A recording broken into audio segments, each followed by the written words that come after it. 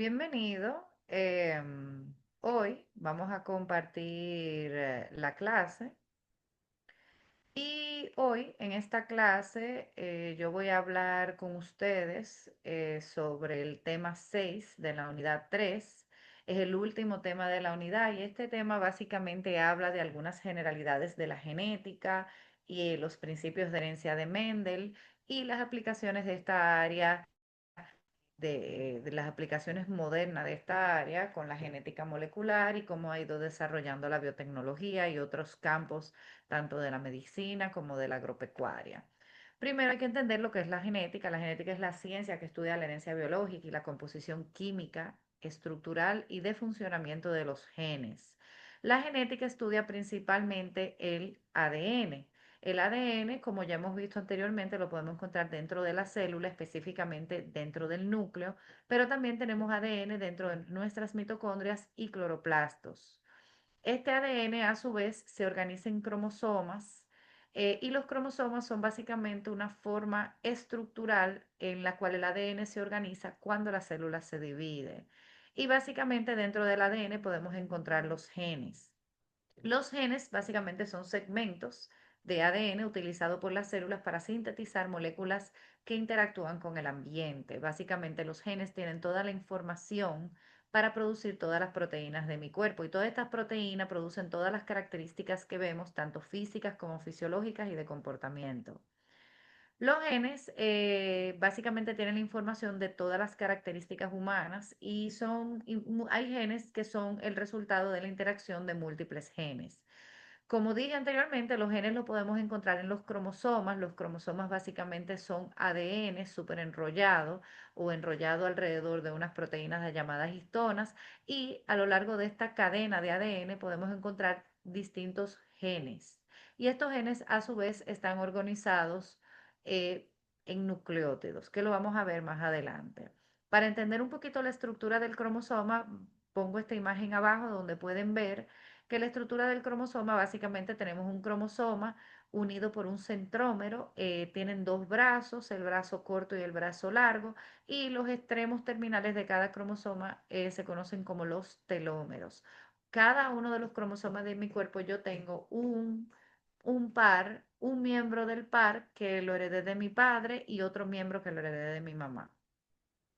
Los genes a menudo, la alteración de un solo gen puede producir una variación en una característica determinada y esto hace que los genes se expresen de muchas formas diferentes. Por eso es que todos somos diferentes y tenemos muchas características variables. Antes de continuar con algunos conceptos básicos, es importante que entendamos las diferencias entre los diferentes tipos de célula en función al número de cromosomas que presenta cada célula. Tenemos las células diploides o células somáticas, que son la mayor parte de las células de mi cuerpo, como las células óseas, las células musculares, las células cardíacas, entre otras. Y luego tenemos las células haploides, también conocidas como células sexuales, que solo van a tener la mitad de la información genética.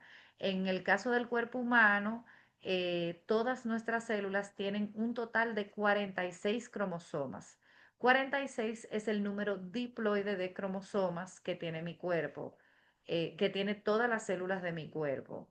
Y nuestras células haploides o sexuales, que vienen siendo nuestros espermatozoides y óvulos, tienen la mitad de esta composición genética. Por eso es que cuando, en el caso de la reproducción sexual, cuando se une el gameto femenino con el masculino, me forman una célula diploide con todos los cromosomas que tienen todos los genes que manifiestan todas las características de mi cuerpo.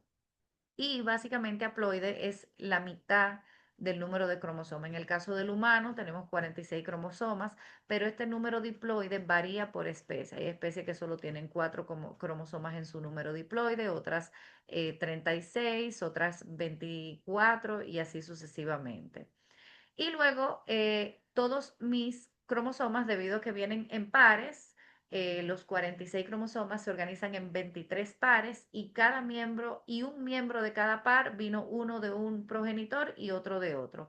Y en cada par voy a tener el mismo gen ubicado en la misma posición y este gen va a tener puede tener alelos distintos, diferentes variantes a este gen.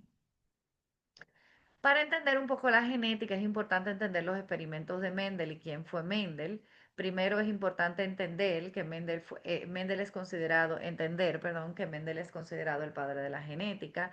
Él postuló 4 principios de la herencia y él trató de entender cómo era que se heredaban muchos caracteres propios. En el caso de la especie que él seleccionó los guisantes y él seleccionó 7 características que coincidencialmente fueron autosómicas, que fue el color de la flor, la forma de la semilla, el color de la semilla, la forma de la vaina, la altura de la planta y la posición de la flor. Mendel selecciona estas características y luego él era un monje austríaco que vivía en un monasterio en el cual él tenía el acceso a viveros y una de las primeras cosas que hizo Mendel fue generar razas puras, las razas puras para cada uno de los rasgos que él estudió. Las razas puras son básicamente, él tomó muchas plantas altas y las cruzó con ellas mismas para formar plantas altas puras y hizo lo mismo con la otra característica. Una vez él cruza o hace polinización cruzada de las plantas altas con las bajas, el 100% de la descendencia que él llamó la generación filial uno fueron altas. Y aquí Mendel dijo qué pasó con el rasgo bajito. Luego él tomó la generación F1 y la autofertilizó controlando de que no hubiera reproducción cruzada. Y luego en la generación filial 2 Mendel obtiene 3 plantas altas por cada 3 altas, una baja. Esto se traduce a un 25% de la descendencia es baja, por lo que apareció la característica o el rasgo que estaba escondido. Entonces, algunas cosas importantes que hay que entender es que como Mendel estuvo muy adelantado para su tiempo, todavía no se sabía bien dónde estaba el ADN, cuál era la estructura del ADN, él decidió usar letras para determinar y los rasgos. Por ejemplo, el rasgo de planta alta, él dijo esto va a tener la letra, el rasgo de la altura es letra T, el rasgo del color A, el rasgo de la textura E. Y él luego usó las letras mayúsculas para determinar aquellos rasgos que eran dominantes y las letras minúsculas por aquellos rasgos que se escondían o eran recesivos. Y básicamente él determinó que los rasgos se heredaban en pares. Y para esto él hizo muchos cruces usando los cuadritos o las tablas o los tableros de Punnett, como ven aquí, y básicamente hizo muchos cruces monohíbridos utilizando un rasgo a la vez, en la cual, por ejemplo, él tomó 2 plantas rosadas, en este caso, que tenían un alelo o una variante dominante y una recesiva. Cuando cruza los dos individuos, uno coloca los alelos de un progenitor arriba y los alelos del segundo progenitor en la vertical y luego cruza los alelos como una matriz en cada tabla. Y la descendencia me dio 3 individuos rosados y uno blanco. El alelo dominante, siempre y cuando la descendencia tenga al menos un alelo dominante, va a expresar el color rosado. El alelo recesivo o escondido solo se va a expresar cuando la descendencia tenga las 2 variantes iguales, que en este caso las 2 letras recesivas. Y para entender más o menos lo que estoy diciendo, es importante entender la diferencia entre genotipo y fenotipo. El genotipo es la constitución genética de un individuo y el ejemplo clásico para trabajar genotipos es los tipos de sangre. Todos sabemos que tenemos 4 grupos sanguíneos o 4 tipos de sangre del tipo A-B-O. Hay personas sangre tipo A, B, personas AB y O. En el caso de este grupo sanguíneo ABO, los alelos A y B son dominantes, mientras que el alelo O para la ausencia del antígeno A y B es recesivo. Por lo que los genotipos para el tipo de sangre A pueden ser de 2 formas.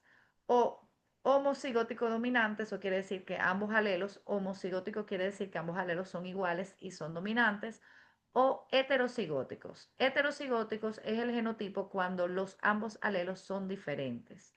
Si vemos el sangre de tipo O, por ejemplo, que es la recesiva, lo pueden ver aquí abajo, solo va a tener un posible genotipo porque la única forma en cómo una persona puede ser sangre de tipo O, que es un carácter recesivo es teniendo ambos alelos iguales pero recesivos.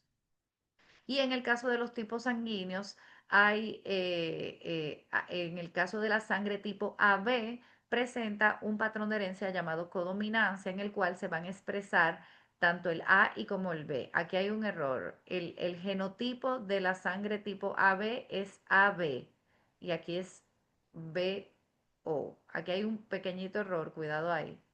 Me acabo de dar cuenta ahora. Y luego el fenotipo ya va a corresponder a cómo se observa ese rasgo y cómo ese rasgo interacciona con el ambiente. Básicamente el color del cabello, de los ojos, la estatura, los comportamientos de adicción, agresividad, son la expresión del genotipo. En el caso de la sangre, el fenotipo es el tipo de sangre que usted tiene y el genotipo es la composición alélica que posee ese gen en específico. Ahora, cuando hablamos de expresión cromosómica, o sea, cómo se me expresan los cromosomas. Cuando los cromosomas o los alelos son dominantes, eh, siempre que está representado por la mayúscula, ocurre independientemente de cuál es el otro alelo. El alelo dominante siempre se va a expresar independientemente si el segundo alelo es recesivo o dominante, siempre y cuando al menos un individuo tenga el alelo dominante, hay expresión. Por ejemplo, aquí tenemos las plantas rojas que son puras, ambos alelos son de rojo, y las blancas que ambos alelos son recesivos. Como el alelo dominante es el rojo, cuando éstas se cruzan, con, con tal de que tenga un alelo dominante, ya el fenotipo va a ser rojo para todas las plantas. En el caso del recesivo, no ocurre así del todo, ya que el recesivo solo se expresa cuando ambos alelos son recesivos. Entonces, cuando hacemos un cruzo entre dos individuos heterocigotos, la proporción genotípica va a ser de un 25% homocigótico dominante, el 50% de la descendencia va a ser heterocigota y solo un 25% homocigótico recesivo. Y solo cuando el alelo recesivo es homocigótico es que se va a expresar. El resto se expresa con el fenotipo dominante, que en este caso es rojo. Hay otros tipos de excepciones a la herencia mendeliana, como es la dominancia incompleta, en la cual va a aparecer un fenotipo intermedio con expresión intermedia. Por ejemplo, tenemos una flor rosada y una flor blanca que se cruzan y me da un fenotipo, un tercer fenotipo, un fenotipo intermedio que es rosado. Cuando esté rosada, fíjense, se cruzan entre ambas en la generación F1, entonces me va a salir el fenotipo de la generación parental y las heterocigotas van a ser igual al fenotipo intermedio. La dominancia incompleta es un tipo de herencia en el cual tengo o se me presenta un fenotipo intermedio que nosotros a veces lo vemos como la mezcla de genética. Continuando, cerrando un poco la genética mendeliana habla más que nada sobre el principio de la herencia y cómo los rasgos se heredan y se pasan en la descendencia. Sin embargo, en el 1953 nace la genética molecular cuando James Watson y Francis Crick proponen el modelo del ADN o la estructura del ADN y básicamente esta área fue considerada el nacimiento. Ellos son considerados los padres de la genética molecular y ellos describieron la estructura del ADN, que la podemos ver aquí, que es de una doble hélice. El ADN está conformado por está conformado por nucleótidos. Cada uno de estos nucleótidos que ven aquí, marcados con las letras T, A, C, G, están formados por un azúcar desoxirribosa en el caso del ADN, que está en todos, está formado por grupo fosfato, que no, el grupo fosfato, y una base nitrogenada, que en el caso de la adenina A y G, adenina y guanina, en el caso de la y la G tienen dos anillos, y en el caso de la timina y la citosina solo tienen uno. Y otra de las cosas que se describió, cada uno de estos que ven aquí conforma un nucleótido, adenina, citosina, guanina y timina, y los nucleótidos están conformados por un grupo fosfato, un azúcar desoxirribosa en el caso del ADN y una base nitrogenada. Y en el ADN, las adeninas siempre van a estar unidas por las timinas y las guaninas van a estar unidas por la citosina. Para entender otros aspectos de la genética molecular, es importante que entendamos también la diferencia entre los dos tipos de ácido nucleico. Hay dos tipos de ácido nucleico que son el ADN y el ARN, ambos son macromoléculas. Y aquí le pongo algunas diferencias básicas entre ambos. Ambos se encuentran dentro de las células, sin embargo el ADN se encuentra principalmente dentro del núcleo, mientras que el ARN lo puedo encontrar tanto dentro del núcleo como en el área del retículo endoplasmático rugoso y los ribosomas como en el citoplasma. Eh, el ADN tiene un azúcar desoxirribosa, mientras que el ARN posee un azúcar ribosa. El ARN tiene una cadena simple, a diferencia del ADN que tiene una cadena doble. Y las bases nitrogenadas que conforman el ADN son iguales para el ARN, con la excepción de la timina, que es sustituida por el uracilo. En el caso del ADN, el ADN básicamente es la molécula que porta todos los genes y toda la información hereditaria. Y por otro lado, el ARN es la molécula que se encarga de hacer la síntesis de proteínas. Y debido a esto, esta molécula tiene tres tipos diferentes. El ARN mensajero, que es el que transcribe la información del gen y la lleva a la proteína. Luego tenemos el ARN de transferencia, que tiene una forma como de T o hoja trébol. Aquí en el bucle de abajo tiene lo que se conoce como el anticodón, y el ARN de transferencia es el que carga el aminoácidos. Y el ARN ribosomal es de lo que están conformados el organelo, el ribosoma, que tiene una subunidad mayor y menor. El ribosoma ya nosotros lo vimos en los temas pasados, como es el organelo que se encarga de la síntesis de proteínas, y está conformado principalmente por ARN ribosomal y proteínas.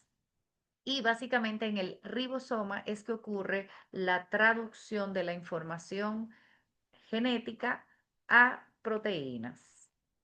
Para entender un poquito la síntesis de proteínas, la síntesis de proteínas está dividida en dos fases, la transcripción y la traducción. En la transcripción, la información del gen que está en el ADN se transcribe a una molécula de ARN mensajero dentro del núcleo. Yo tengo mi ADN, en este lugar tengo el gen que quiero convertir en proteína, y la transcripción se encarga de tomar, hay una serie de enzimas que participan en transcribir la información de ese gen a una hebra de ARN mensajero. Mírenla aquí, la que dice ARN transcrito. Una vez se transcribe esa hebra de ARN mensajero, ella se libera, sale del núcleo y se dirige a un ribosoma. Miren, y se acopla en la subunidad menor. Entonces pueden ver el ARN mensajero.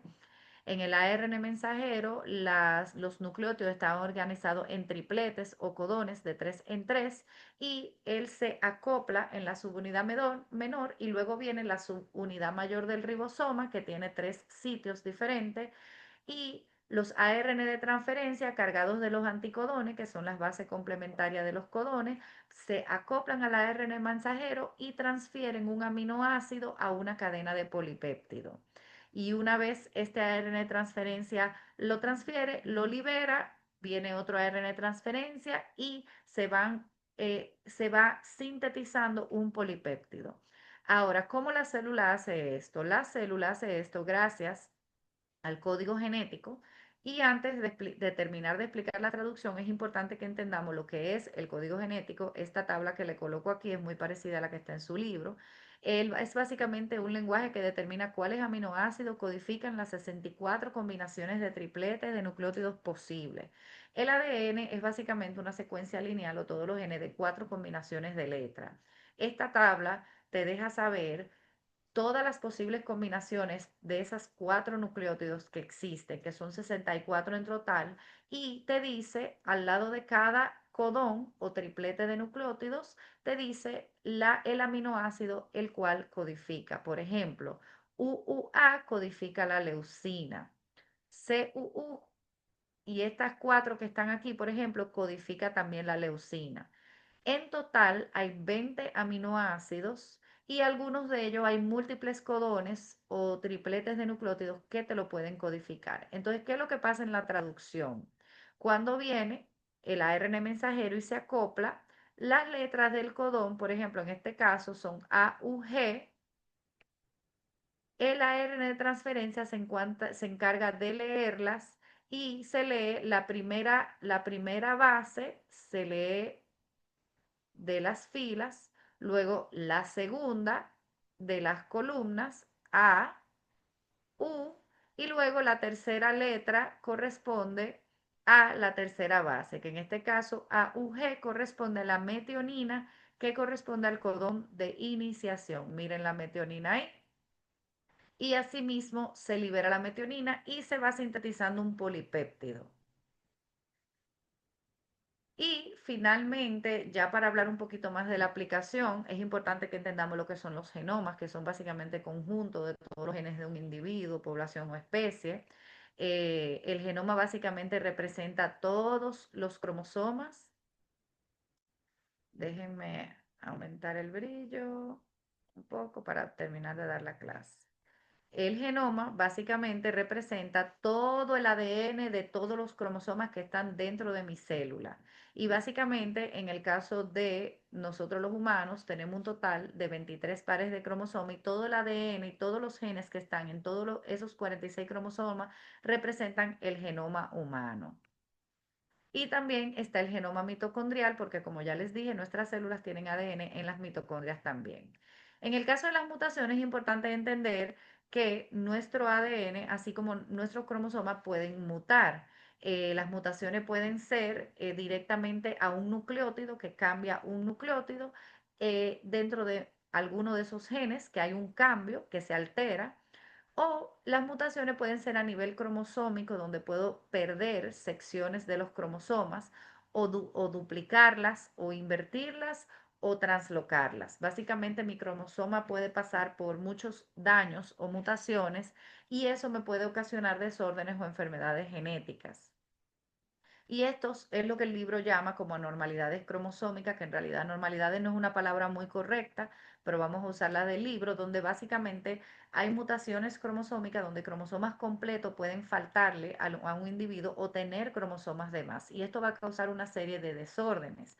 Entonces, antes de terminar de entender lo que son estas enfermedades, es importante entender lo que es un cariotipo. Los cariotipos son básicamente fotografías que tomamos de nuestros cromosomas del conjunto completo de los cromosomas de un individuo. Hay una técnica que te permite organizar los cromosomas de mayor a menor, organizar el par, el materno y paterno en un mismo lugar. Y también hay un método de tinción que te permiten ver el bandeo o los diferentes bandas que tiene un cromosoma, que eso tiene que ver con los lugares donde hay alta concentración de genes y los lugares donde no hay genes. Y básicamente el libro te habla de 6 patrones de herencias diferentes. Entre ellos, cuando hablamos de herencia, estamos hablando de enfermedades autosómicas. Hay un tipo de herencia que es autosómica. Esto está directamente vinculado a los primeros, todas las enfermedades que se encuentren en los primeros 22 pares de cromosomas humanos. Estos primeros 22 pares de cromosomas son llamados autosomas. Cualquier mutación presente en uno de ellos entra dentro del patrón de herencia autosómico y puede ser dominante o recesiva dependiendo de si la enfermedad la controla el alelo dominante o recesivo. Está el patrón de herencia de la codominancia, que la vimos con la sangre tipo AB, en el cual ambos alelos dominantes se expresan al mismo tiempo. Y también tenemos patrones de herencia ligados a los cromosomas sexuales. Hay enfermedades que están estrictamente ligadas al último par o al par 23, que es el par de cromosomas sexual, que puede ser XX en hembras o XY en varón. Hay unas condiciones genéticas o enfermedades que están estrictamente ligadas al cromosoma X o al cromosoma Y. En el caso del cromosoma X podemos ver algunas enfermedades como el daltonismo y la hemofilia. Y en el caso del cromosoma Y, el síndrome de Swyer. Y una de las, perdón, una de las peculiaridades de las enfermedades ligadas al cromosomas sexuales es que en el caso de los cromosomas Y, el cromosoma Y es el que porta la enfermedad, por lo que un padre, un hombre que porte la enfermedad en su cromosoma se lo va a pasar a todos sus hijos varones. Sin embargo, si el padre tiene solo hembras, la enfermedad no se pasa a la próxima generación. Y en el caso de las enfermedades ligadas al cromosoma X, como pueden ver aquí, si la madre porta la enfermedad, hay varias cosas que pueden pasar. En el caso de que sean hijos varones, los hijos varones pueden heredar o el cromosoma sano de la madre o el cromosoma con el alelo enfermo de la madre. Y en el caso de la descendencia de hijas, las hijas pueden heredar van a heredar un cromosoma sano del padre y el 50% de las hijas puede estar sana o no afectada por la enfermedad y el otro 50% de las hijas puede cargar el cromosoma X con la enfermedad y ser portadora. En el caso de las mujeres, solo son enfermas cuando tienen el alelo defectuoso en ambos cromosomas X. Y luego tenemos las enfermedades de índole mitocondrial o materno, que son enfermedades que están en los genes de las mitocondrias y como las mitocondrias solo se heredan de madre a hijos por la línea materna, solo las madres tienen la capacidad de heredar o transmitir a la descendencia esta enfermedad. Y el último patrón de herencia que se ve es el multifactorial, en el cual hay muchos genes que su expresión está influenciada por el ambiente, como es el tamaño y el color de la piel. Luego, al final del capítulo, se habla un poco de cómo la genética clásica ha tenido mucho énfasis en la agricultura y la agropecuaria por medio de la selección artificial, cómo la genética clásica ha tenido mucha influencia en la medicina por medio de estudio de los trastornos genéticos, consejería genética. Y también la genética molecular ha influenciado mucho en el área de la biotecnología, industria, con los organismos genéticamente modificados y hay muchas terapias génicas. La parte de aplicación de esta área la vamos a discutir directamente en el aula para ver algunos casos específicos de la área y hacerlo más a modo de discusión. Y con esto básicamente termino la clase a modo de repaso de conceptos básicos del tema 6. Entonces déjame dejar de compartir.